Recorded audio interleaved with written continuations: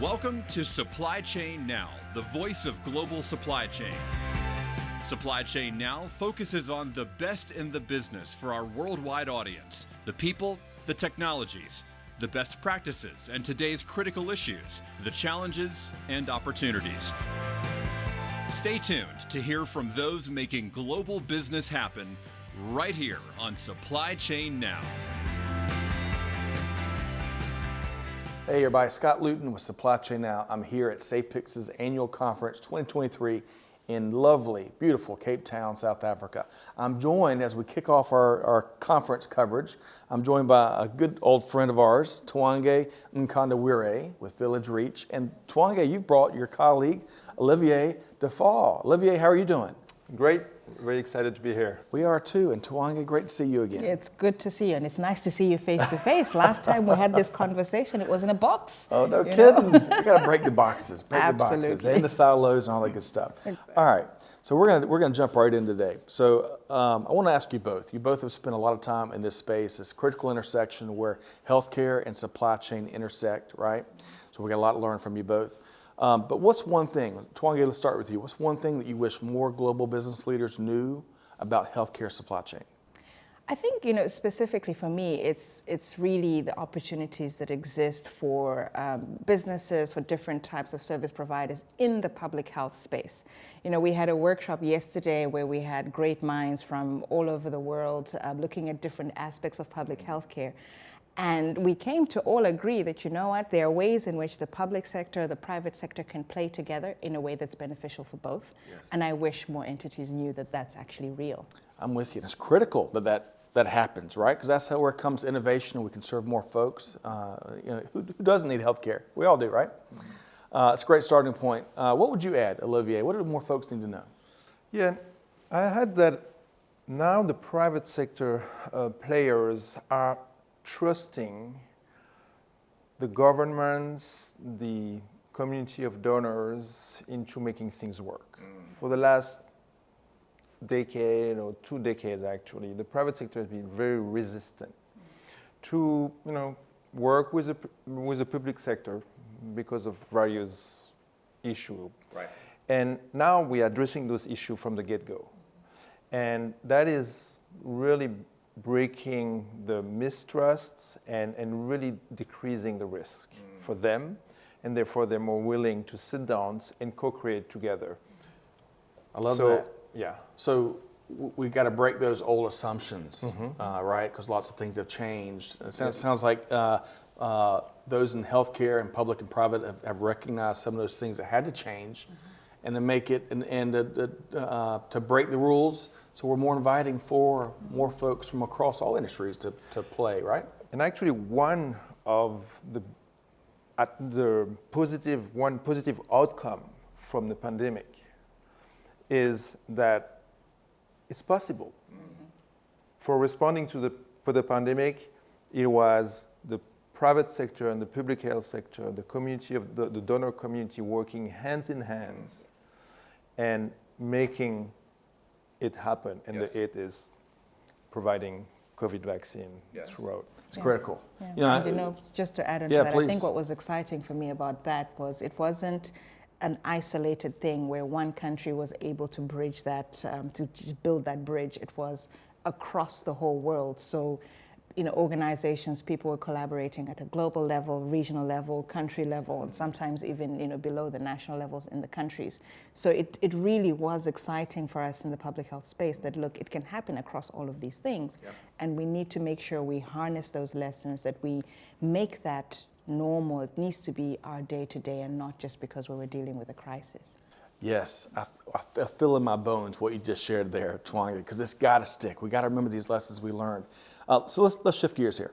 Twange, you both are going to be speaking here today at the conference. Got a jam-packed, a lot of great sessions. So share with us for your keynote, what's one of your main themes that you'll be talking about that you want to convey? Great. So I am on a panel where we're discussing the relaunch of what's called the Interagency Supply Group. And this is basically where some of the bigger donors in this space, the US government, the Global Fund, some of the UN agencies, they get together so that they can talk, make sure that they're actually meeting the real needs that are out there, and that they're getting the synergies from the investments that are coming. A lot of them are, tax dollars. What's exciting for me is, for the first time, they're looking to bring in the broader community. So bring in what we call implementing partners, so not-for-profit organizations like our own that do the work together with governments. And I think for me, what is exciting about that is what Olivier said earlier. It creates an opportunity for us to co-create the right solutions. It's not just about, looking at this, the problem from here, and then it gets passed down. It's us sitting down and saying, hey, this is the world we're in. These are the issues that we need to address. How do we make the best use of these resources to fix these problems? I love that. And I love where you started your response there. We got to bring the executors. They got to be, how the stuff gets done. They got to be part of the conversation holistically. Olivier, how about you? You're speaking, I think, tomorrow. What's your main theme? So the panel I'm on is to discuss the role of one solution that Village Reach has been involved in testing and evaluating if the use of drone will help address the equity gap that we see. So tomorrow we'll be speaking about, for the last decade, we have been successful at generating the evidence of the positive impact of integrating drone as an additional mode of transportation to a supply chain, and how it benefits the supply chain performance, health outcome as far as for the sector that we are into, and understanding the true cost of operating a drone network at scale. Yeah. And now that's done, the next big question is, how can we make the use of drone affordable? Yes. Affordable in low and middle income countries. And this is where the public-private partnership and the development of a multi-sectorial market development is going to be necessary. So we're going to really focus on that shift of approach from a monosectorial to a multi-sectorial market development. I love that. In my ears, what I hear there is democratizing the use of drone at scale where it can benefit so many folks. All right, so I want to shift gears again. So I'm a big fan of Village Reach and Noble Mission you are on. We've had a great chance of having lots of conversations prior to today. But for our handful of listeners that may have not have missed, they may have missed those earlier episodes, Twange, talk to us about what Village Reach does in a nutshell, and then we're going to talk about this exciting program, kind of that Olivier already touched on a minute ago about drones. So tell us about Village Reach. So Village Reach, we are an organization that's looking at making sure that healthcare services are available for everyone, regardless of who they are, where they are. And it looks at how do we use technology to make sure that primary healthcare services are available. And going forward, we're actually spending a lot of time right now thinking through how do we better understand the needs of the people? How do we streamline those feedback loops that help us very quickly understand these are the issues, this is where the issues are, so that we can design systems that respond to that. So we look at that holistically from both the service delivery, primary healthcare delivery, but also from a supply chain perspective. How do we build supply chains that are people-centered by understanding what they need and making sure that we're responding to that, getting products to the people? I love that, Twange. And that tees us up great. So, Olivia, I want to bring you in here and talk to us about drones for health. You were kind of elaborating some on that earlier, but that's one of the critical new initiatives at Village Reach, right? Yeah, and making sure that the products are available to all the people, even the hardest to reach, the remote communities. And so that's where the value proposition of the utilization of transport via drone really comes. It's by enabling the public health supply chain to reach those communities that are isolated. And for the last, almost decade, Village Reach has worked in DR Congo, Malawi, Mozambique, and really evaluate the benefits of integrating that drone transport as an additional mode of transportation. And like I mentioned, this is it. We have many partners. Village is only one of them who has generated the evidence. Sure. So there's no question about, can drone really help reach those unreachable? Right. And fill up this inequity gap, this equity gap.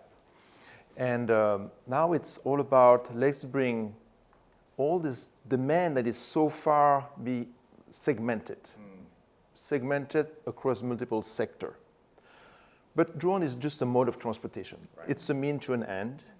And we need to aggregate that demand across all the different sectors and test different costing models, business costing models, in order to really find the type of model that will enable the sustainable use of drone in the health sector, in the affordability of that new and transformative technology. I think that's a critical thing, making it a system, a sustainable system, optimize it where all shareholders can be served no matter where they are, right? That's what I'm hearing here. Very exciting. And that's just a portion of all the great work that Village Reach is doing. All right, so I got to shift gears. We don't have enough time today. We could spend all hours of the day and dive into all the cool things you are doing. But I do want to touch on this Products to the People podcast. You're 4 episodes deep. Really cool. Really have enjoyed seeing it continue to blossom. So Twange, and folks, by the way, any of our listeners out there, you can find Products to the People wherever you get your podcasts. That's almost obligatory statement in podcast conversations these days. But what's one of your favorite moments from the first 4 episodes? There were so many of my favorite moments. I think for me, what was most exciting is talking to a community healthcare worker who's in Malawi, where I'm from, incidentally. And he was talking about just very simple things that we can do to improve data visibility so that we can really build this integrated supply chain that ties in the strategy work, at the donor government level, that ties in the technology that's being brought in. And ultimately, it's about making sure that we have the footprint on the ground. We can get the data from the people right in people's homes. With something as simple as a cell phone, you get the data out there, you can easily create a demand sensing supply chain that addresses those needs. I think and none of that is really new. It's not like it's new technology, it's new processes, but it was a reminder of the impact of what supply chain can do. Supply chain management, if we can get that right, we can really save lives. And I think for me, it was a real reminder about why we do everything that we do on a day-to-day basis. Twange, what a powerful statement you've shared. There's a reason why I've got a Twange tattoo on my left arm. That statement right there, supply chain can save lives, especially when we get it right, we can save more lives, to paraphrase. All right, so I want to switch gears. This is a perfect segue. Man, I think we're second cousins at this point. You can read my mind. So that was, to me, is very inspiring. So Olivier, I want to bring you back in. I know we're still early in the conference, right? But what's been one of the most inspiring conversations or nuggets or maybe challenges from a moment here so far, Olivier? Yeah, I'm really hopeful with what I saw yesterday, where you had stakeholders from governments, stakeholders from donors, stakeholders from private company, transport company, inventory management companies and so on, implementing partner, sitting together and talking to each other about what works, what doesn't work, where the room for improvement.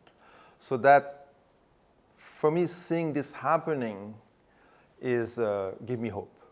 So that's, like you said, we're still early on, but just that it's already, for me, a success. Yeah, I'm with you. If the dialogue isn't happening, nothing gets solved with a simple conversation, but nothing gets solved without it, right? Mm-hmm. So I love that observation so far, Olivier.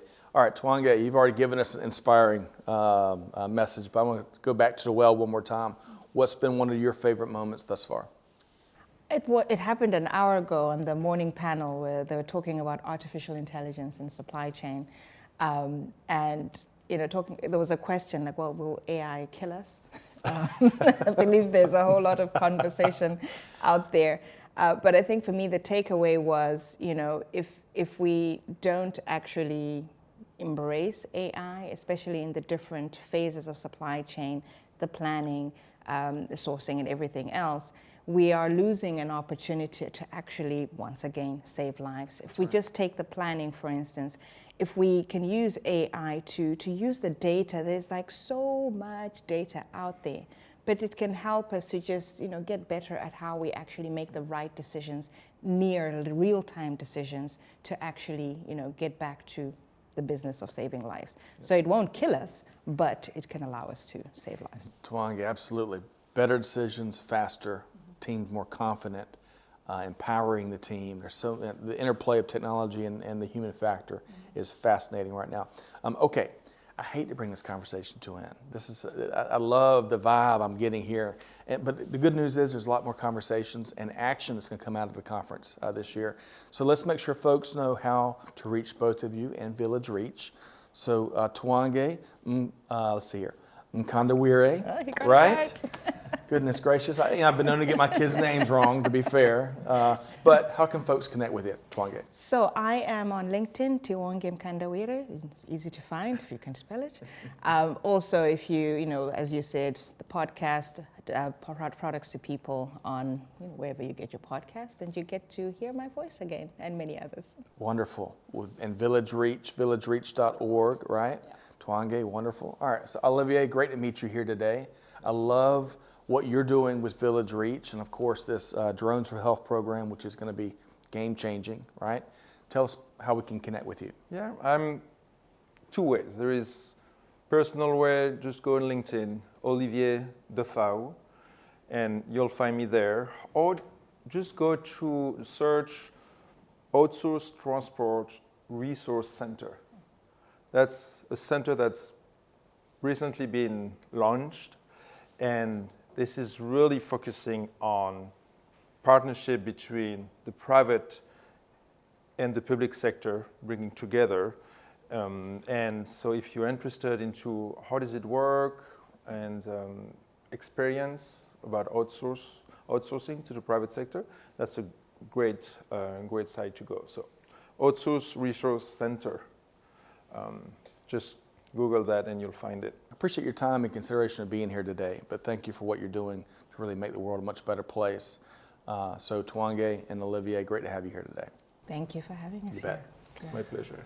All right, folks, hopefully you enjoyed this conversation as much as I have. Man, what a great start. But hey, check out all of our coverage from the SAPICS Annual Conference 2023 at Supply Chain Now, of course, wherever you get your podcast from.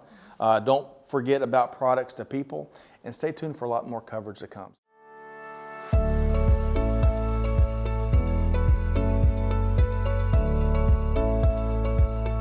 Hey everybody, Scott Luton with Supply Chain Now. I'm here with you at the SAPICS Annual Conference 2023 in beautiful Cape Town, South Africa. I'm joined for this episode with Kofi Nyame and Dominique Zwinkels, both with People That Deliver. Kofi, how you doing? Doing great. How are you doing, Scott? Wonderful. Great to have you here today.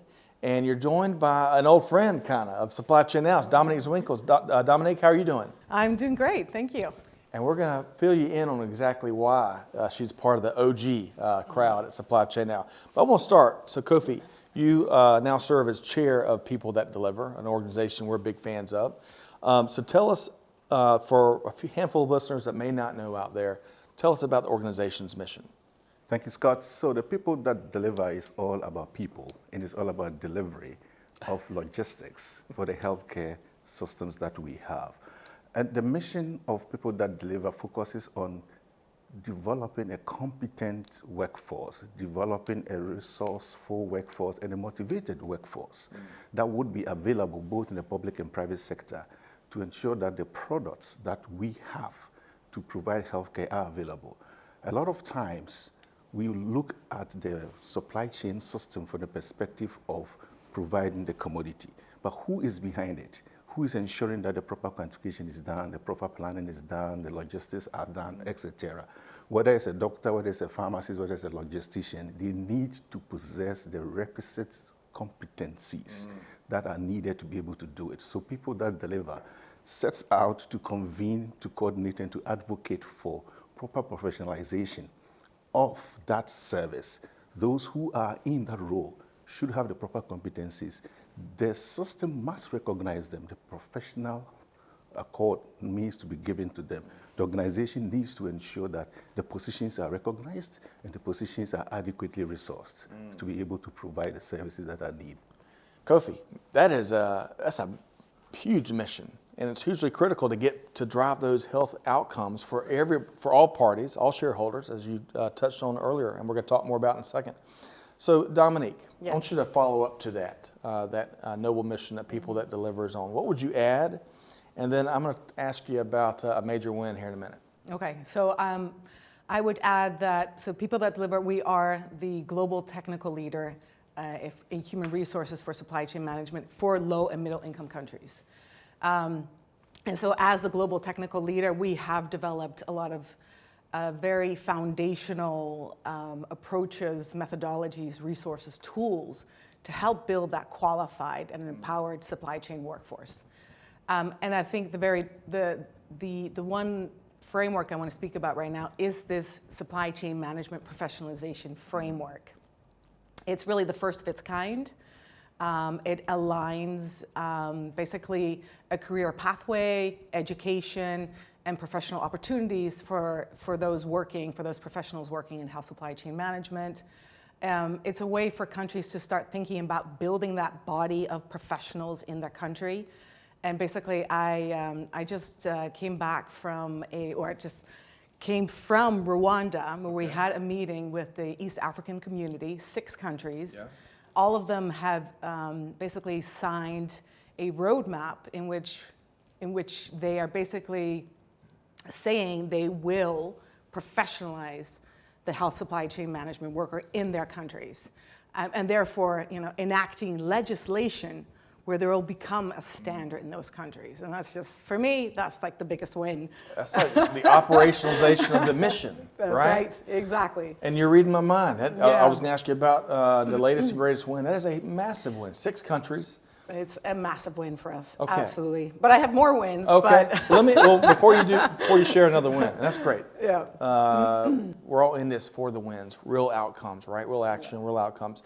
But this phrase so when me and you and Greg White and Jenny Froome got together, it's probably been 2 years, maybe 2.5 years now, you shared this phrase, no product, no program.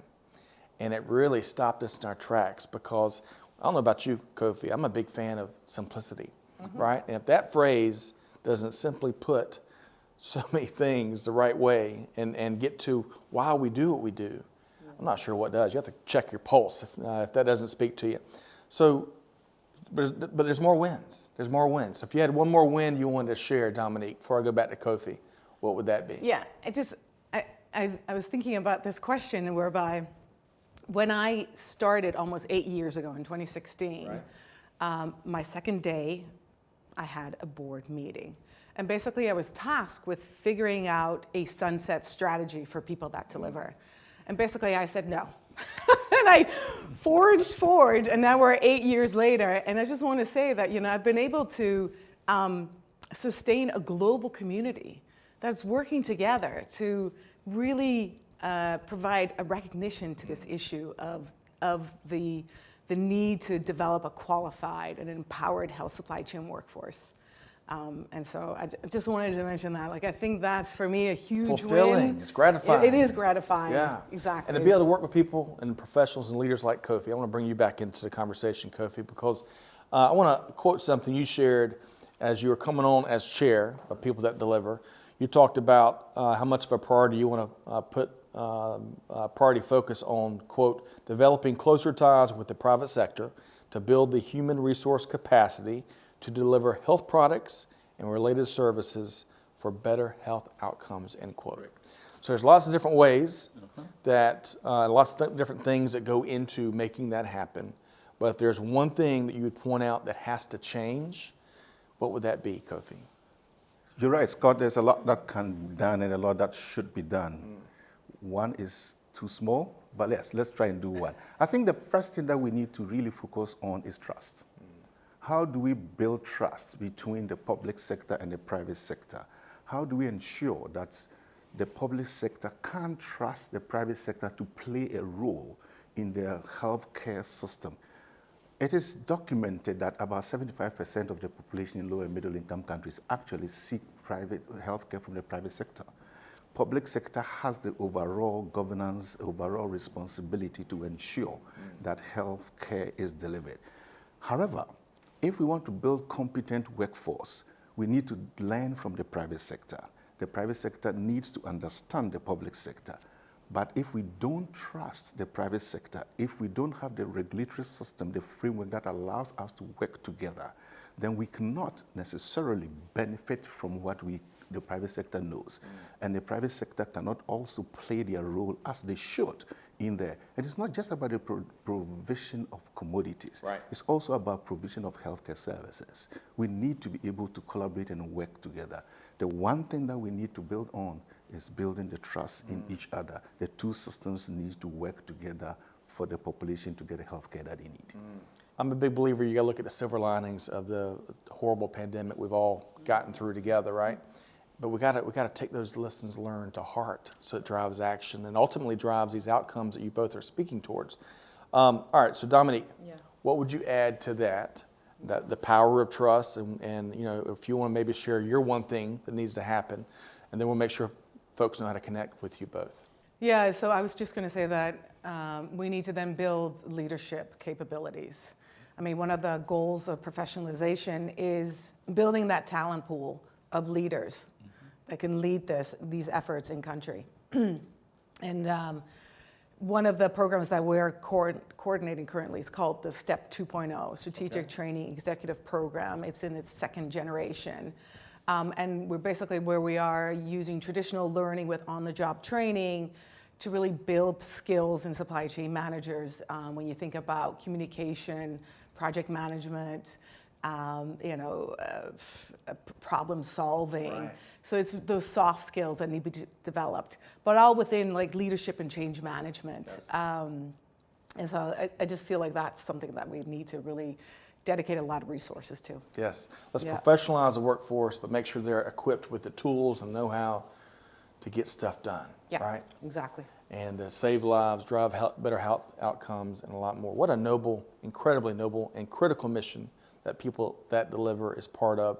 So let's make sure folks that are listening at home, and I thank you both for your time. I know this is a really brief conversation around some really important topics, but we got to start somewhere as we spread the awareness. So Kofi Nami, the new chair of People That Deliver. I say new, but you're probably, 6 months in now? Is that roughly? Roughly, yes. Is that roughly? Is it still new? 4 months. So we can strike new. You're strike new. So how can folks connect with you, all the great things you're doing?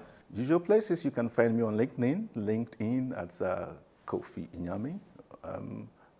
Very happy to discuss, very happy to touch base and talk about how do we professionalize this space and ensure that we have the competent and motivated workforce to deliver the health outcomes that we need.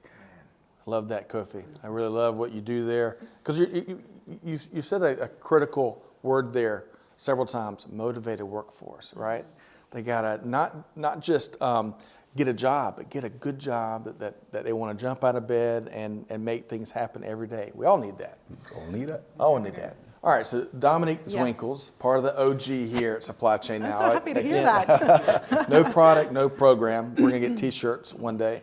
But really appreciate all of your leadership here, both of you. So Dominique, how can folks connect with you? And equally as important, how can they support what's going on at People That Deliver? Yeah, so they, first of all, go to www.peoplethatdeliver.org. That's our website. We are also on Twitter and LinkedIn, so follow us on that, because one of the things that people can do is really amplify our advocacy messaging, and that's on LinkedIn and Twitter. And so if you can just amplify that, that'd be fantastic. All of our resources, technical materials are on our website. So using those to implement certain projects at country level, that's also where we need a lot of help. Organizations that are interested in joining our coalition, we are always looking for new members that are willing to either financially support us, technically support us. And then I think the last one is that last year we had our very first conference, the PTD Global Indaba, so the people that deliver global Indaba, first conference in Africa focused on human resource for supply chain management for low and middle income countries. We're going to have the second one in Thailand in March of 2024. Wow. So Going global. Yes, going global. Last year we had over 250 participants from 40 countries, just showing how there's still such a need to discuss this area of work. But also, of course, people are just so interested in networking and learning from each other. Yeah. So. Networking and learning and doing with a purpose. And that's what Correct. I'm hearing here today. Yeah. All right.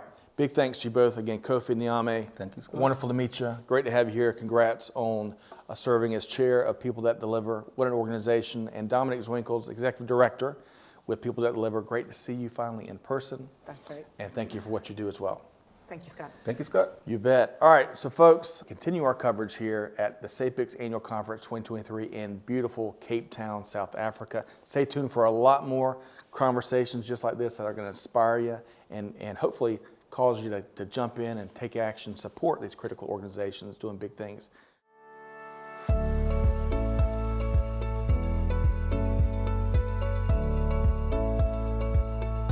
Hey everybody, Scott Luton with Supply Chain Now here at SAPICS Annual Conference 2023 in beautiful Cape Town, South Africa.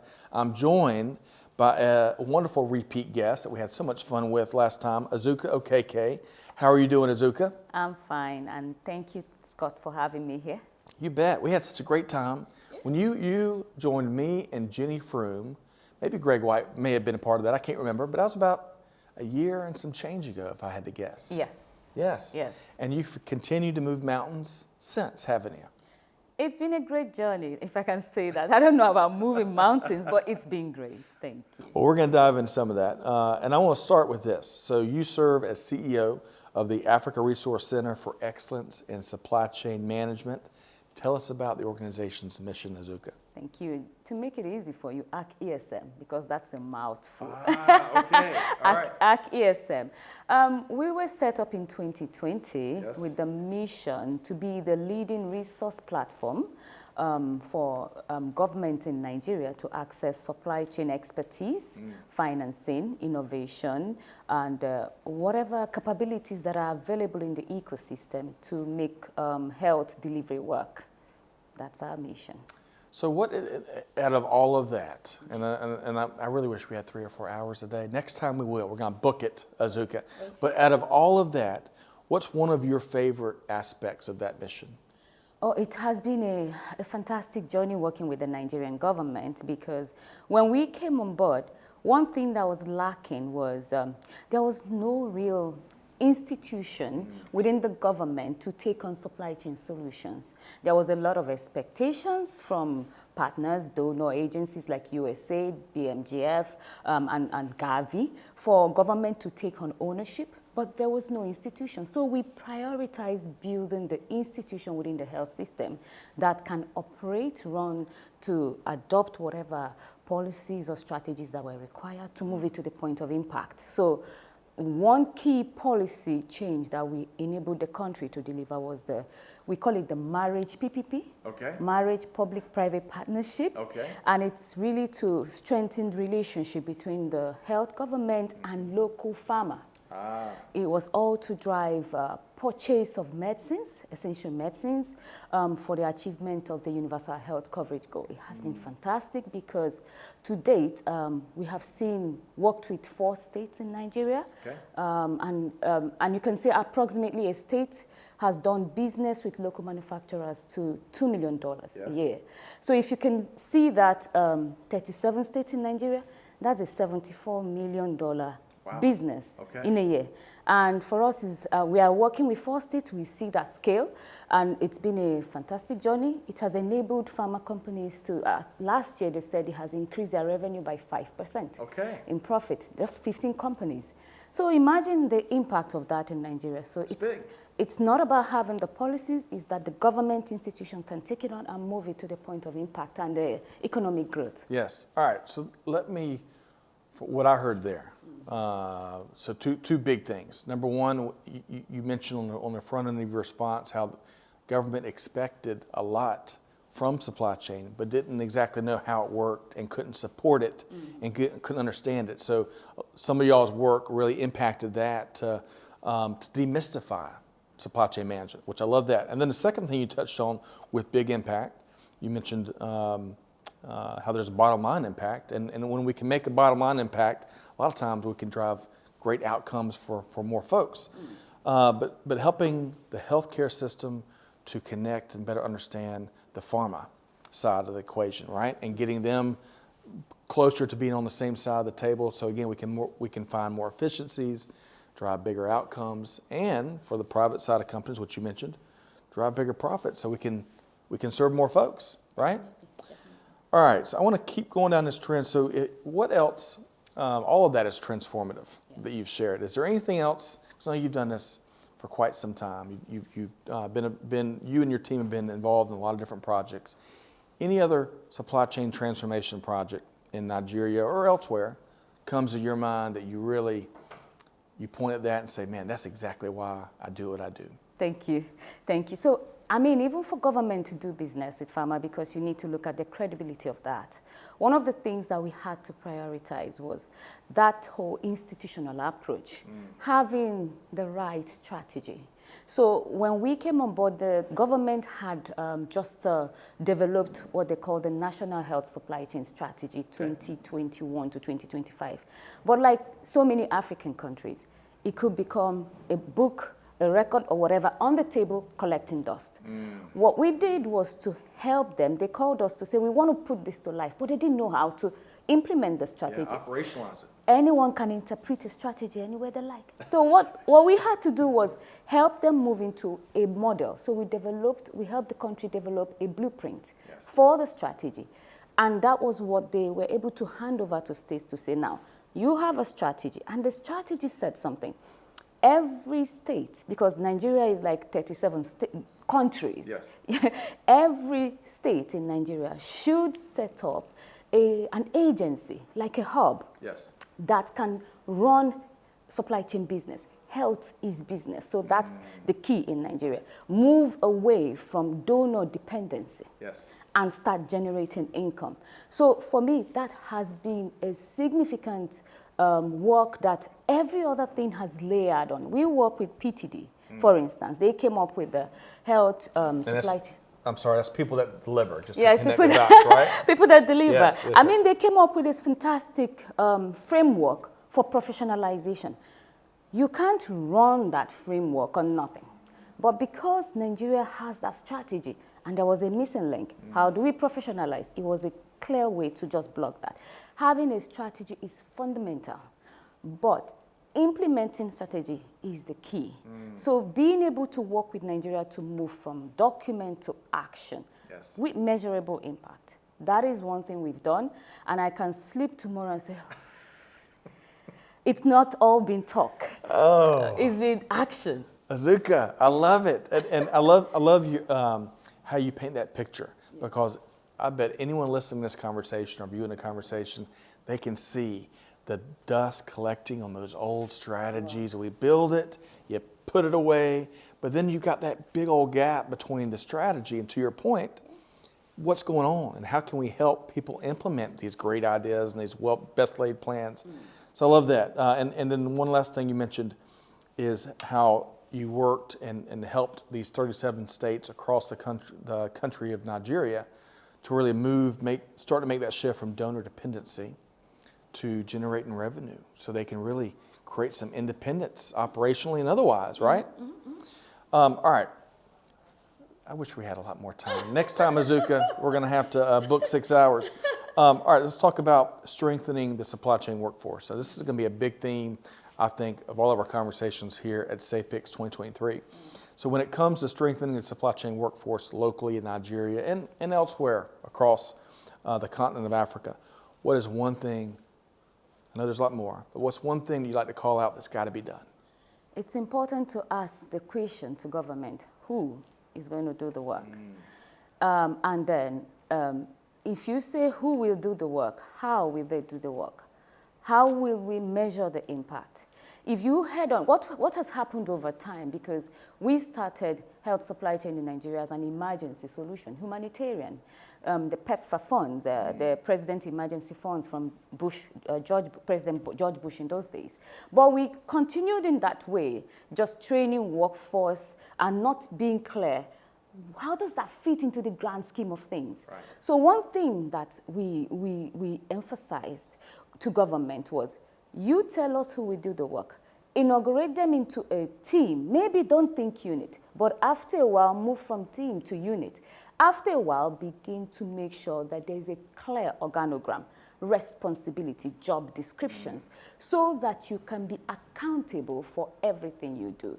So that must be done. Government must set up a clear team, inaugurate them, and mandate them, so they are not doing multiple things. You train someone, they move here, and you can hold on, and you can't hold them accountable. So accountability is key. Very important. Accountability is incredibly important. You know, you set it and then expect it. Yes. Right? And the simple questions can be the most powerful ones. Who? Yeah, who? And who's going to do this? One of the things we also said was, not just tell me who. We need a work plan. We need a budget. We need clear, measurable. What are your objectives for this period of time? So that's what we do in Nigeria. Every state, before we bring in any investment from any donor, you must show us who. They must have a work plan. They must have a budget. You, the commissioner, must sign it and approve it. Your budget, you will fund it. So that you build that workforce on the premise that they are going somewhere. You say in the next 2 years, you are going to impact availability of medicines, you're going to reduce wastages, you're going to put in visibility systems. We will hold you accountable. The training is an enabler. Sure. Not just train you for nothing. Well, plus people, all of us want to know what we're working towards and the greater plan, and we want to know everyone wants to know where they fit in. Exactly. It helps make the work more gratifying and more informed. And it's a journey. Yes, agreed. All right. So let's talk about one thing. If you look at the supply chain ecosystem across the continent of Africa, I think 46 countries, if I've got that right, make up the country of Africa or the continent of Africa. A lot of folks, just like, in fact, we were talking about it earlier today. You know, in the U.S., there's 50 states, and each of those 50 states, like I'm from the state of Georgia, we got like 3,000 counties in the state of Georgia. I'm exaggerating a little bit, but it feels like it. And so the point there is, it's such a collection of all different types of people and customs and cultures and preferences and all that stuff. So when you think about the supply chain ecosystem across the continent of Africa, what's one thing you wish more folks knew about it? The actors in the supply chain ecosystem in Africa, there are, just like every other place, there are 3 key actors.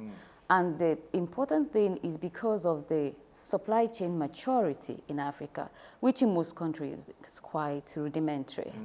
You find that the actors define supply chain differently. So you have the public sector, you have the private sector players, and then you have the academia. Most times we seem to ignore the role of the academia, those that are to do the research and innovation. So when we started working, we realized that the 3 actors were speaking a totally different supply chain language, and we yet expect them to coexist. So one of the things that must be done is that clear understanding of the role of all the actors and the way they define supply chain. If you bring government to this SAPICS, they'll be totally lost. Right. The way they define supply chain is about decision-making, stakeholders, and the broom. They don't do the logistics. They make decisions. So the logistics solutions here are what they are supposed to outsource. Right. So if you're doing such an event, you must accommodate the different actors. Now the academia, they are completely oblivious of what is happening.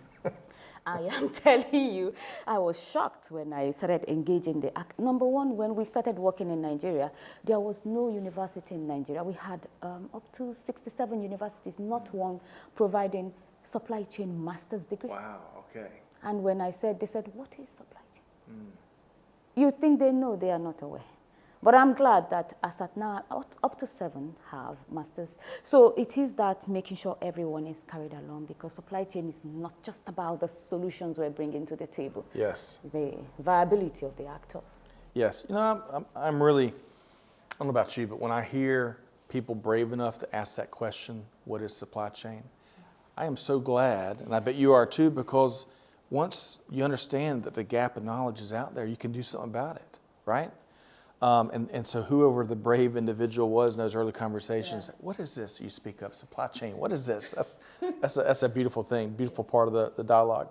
All right, so let's talk about, I know we're early on in conference, right? This is like day 2, depends on how you categorize Sunday.